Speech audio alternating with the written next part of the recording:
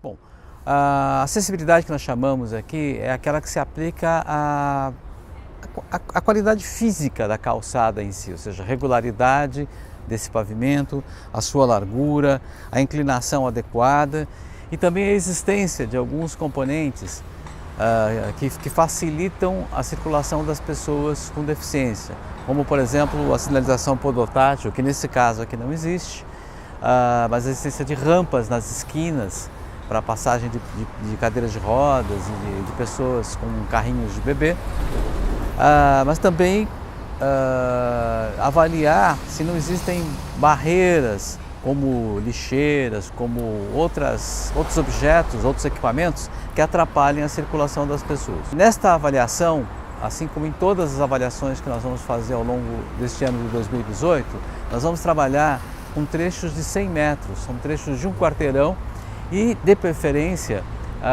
são calçadas na frente de equipamentos públicos, como hospitais, como escolas, terminais de transporte ou centros culturais, como é o caso do Centro Cultural São Paulo, que está aqui. É importante que sejam locais públicos, porque o poder público deve dar o exemplo de manter suas calçadas em boas condições para que as outras pessoas sigam esse bom exemplo. Bom, vamos lá. Um dos primeiros aspectos que a gente tem que observar é a regularidade do piso. Neste caso aqui desta calçada, a gente vê que não há praticamente fissuras, tem uma pequena fissura aqui, que é irrelevante, que não impede a passagem de um cadeirante, não há degraus, não há buracos, enfim, é uma calçada lisa feita de concreto que permite o rodar tranquilo e o caminhar tranquilo de qualquer pessoa sem a possibilidade de um acidente. Então aqui neste caso, essa calçada do ponto de vista de regularidade do piso, ela teria nota 10. Um outro aspecto que a gente tem que observar é a largura da calçada.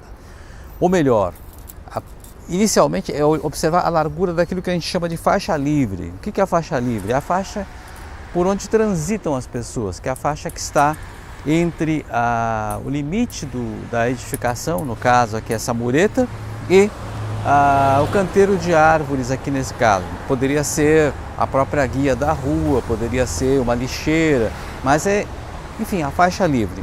Neste caso aqui, nós temos uma faixa livre que tem de fato uma largura muito boa.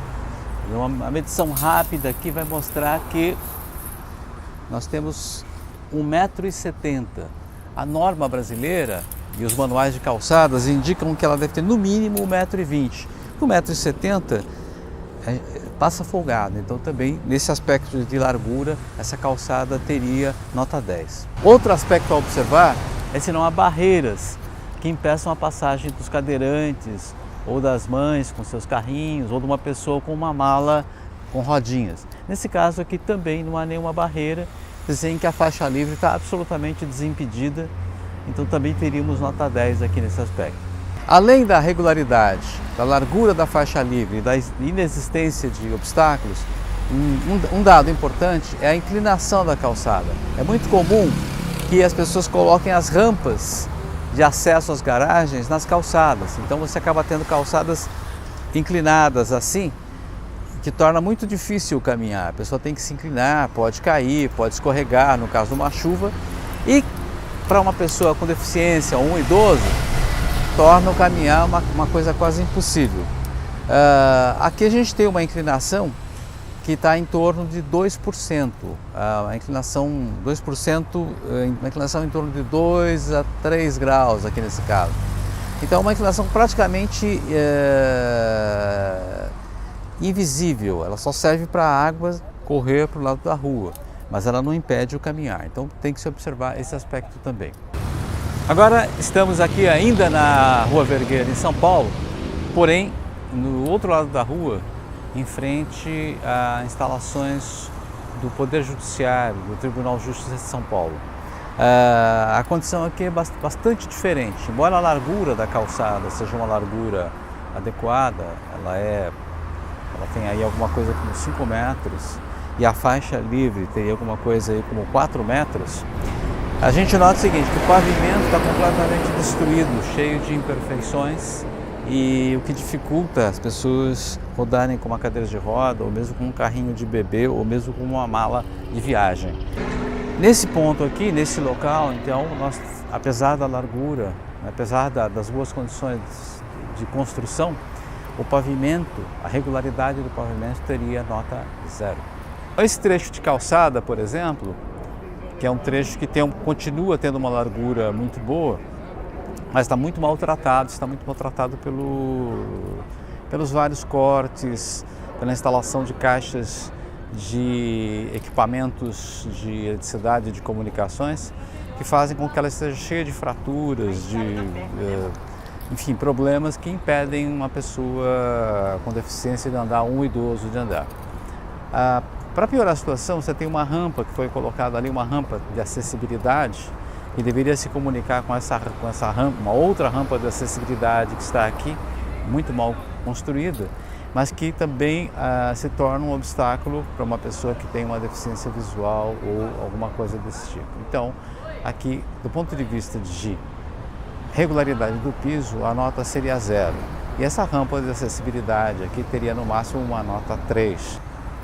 Dando sequência à avaliação de caminhabilidade nesse trecho da Rua Vergueiro, a gente vê que o problema da acessibilidade que é grave, ou seja, há um desnível entre as duas edificações e em função da instalação de uma rampa de acesso à garagem foi construída essa escada, né, que é um obstáculo. Quer dizer, uma pessoa com um carrinho de bebê ou com uma cadeira de roda ou uma pessoa com muleta não passa por aqui.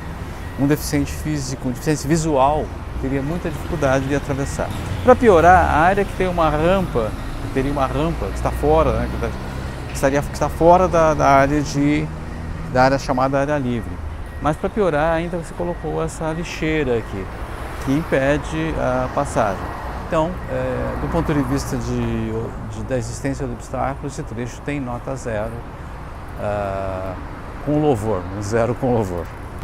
Ainda falando sobre rampas de acessibilidade, esse é um exemplo de uma rampa que foi colocada aqui com a melhor das boas intenções, alinhada com um semáforo de pedestres, o que está correto.